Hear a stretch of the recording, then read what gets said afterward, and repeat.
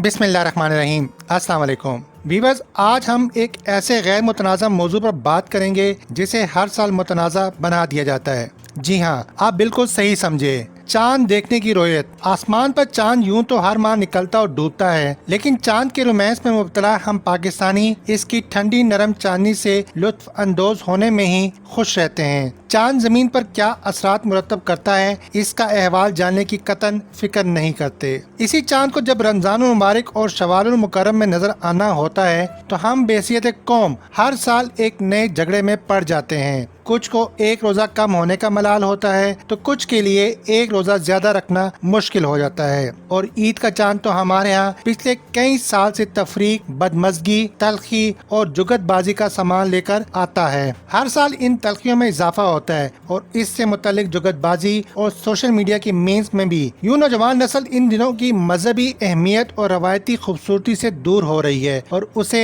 मजहबी रहनुमाओं और उलमाए कराम के इख्तलाफात का मामला समझने लगी है। वीवर्स, इस वसी और इस दुनिया में बिखरे हुए मुस्लिम ममालिक में बैक वक्त रमजान और ईद का तयन करना कुछ साल पहले तक यकीनन एक मुश्किल काम था, लेकिन कम से कम पिछली 3 दहाइयों से जब इंसानी इल्म और राब्ता इंतहाई बढ़ चुका है, चांद का तयन करना मुश्किल नहीं रहा। लेकिन हमारी मुश्किल ये है कि हम इस मामले को तफरके के बजाय इत्तेहाद की तरफ ले जाने की कोशिश नहीं कर रहे। जैसे हम दीगर सियासी हकायक को मानते हैं और उनकी बुनियाद पर सूरज के तुलू और गुरूब होने के वक्त का तयन करते हैं, औकात नमाज तय करते हैं, इसी तरह चांद के तुलू और गुरूब के भी साइंसी हकायक हैं। साइंसी इल्म के मुताबिक जमीन पर चांद का नजर आना उस वक्त मुमकिन होता है जब मखसूस औकात में सूरज, चांद और जमीन एक लाइन में सीधे आ जाते हैं। चांद पर पड़ने वाली सूरज की रोशनी जमीन से नजर नहीं आती और चांद तारीक हो जाता है। ऐसा चंद मिनटों के लिए होता है। चूँकि चांद भी अपने मदार में घूम रहा होता है, इसलिए चांद घंटों के बाद ही सूरज की रोशनी उसे एक हलाली शक्ल में फिर रोशन करना शुरू कर देती है। इस अमल के बाद जब सूरज गुरूब हो रहा होता है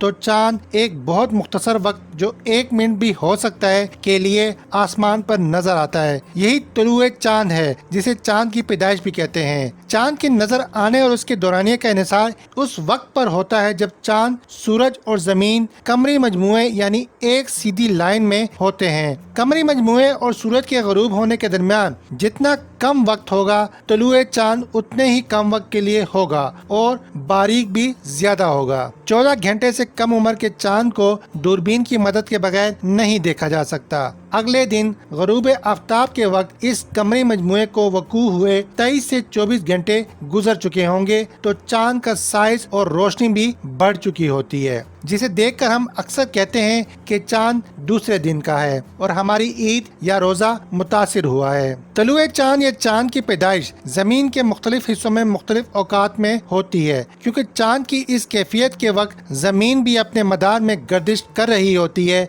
इसलिए जमीन के किस हिस्से से किस वक्त चांद नजर आएगा और कितना आएगा, इसकी तमाम तरतीब मौजूद होती है, जिसको मानने और अख्तियार करने से ही दुनिया के बेशतर ममालिक में रमजान और ईद तयशुदा तारीखों में मनाई जाती है। ये सब इंतहाई जदीद तरीके से दूरबीनों की मदद से किया जाता है। साइंसी लिहाज से सूरज डूबने के बाद चांद के नजर आने का इन्हिसार 2 बातों पर होता है, एक इलोंगेशन और दूसरा चांद का एल्टीट्यूड। इलोंगेशन से मुराद है कि चांद किस जाविये से सूरज से दूर हो रहा है कि जमीन के उफक पर नजर आए। इंसानी आंख से बराह रास्त नए चांद को देखने के लिए जरूरी है इलोंगेशन 10 डिग्री से ज्यादा हो और उफक पर चांद का एल्टीट्यूड 10 डिग्री पर हो, जबकि सूरज का डूबना 3 डिग्री पर हो। इन ही हालात में नया चांद ज्यादा बारीक नहीं होगा और इंसानी आंख से नजर भी आ जाएगा। इस तमाम तहकीक के बावजूद ये बात हकीकत है कि जमीन और चांद के मदार में तब्दीली होती रहती है, जिसकी वजह से इलोंगेशन और एल्टीट्यूड में भी तब्दीली आती रहती है। यही वजह है कि इसकी बुनियाद पर बने कैलेंडर भी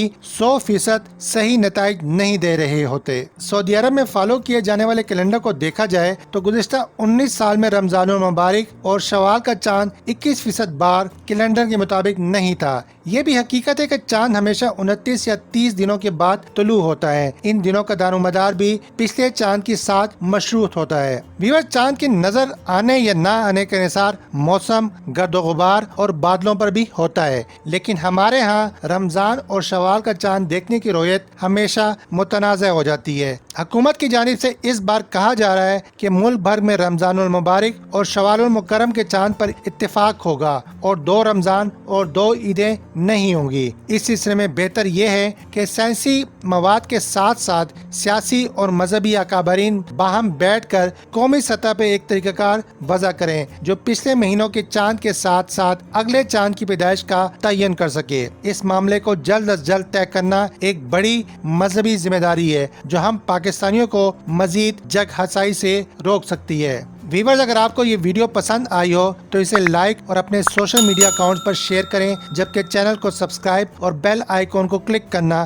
ہرگز نہ بھولیے گا۔ شکریہ۔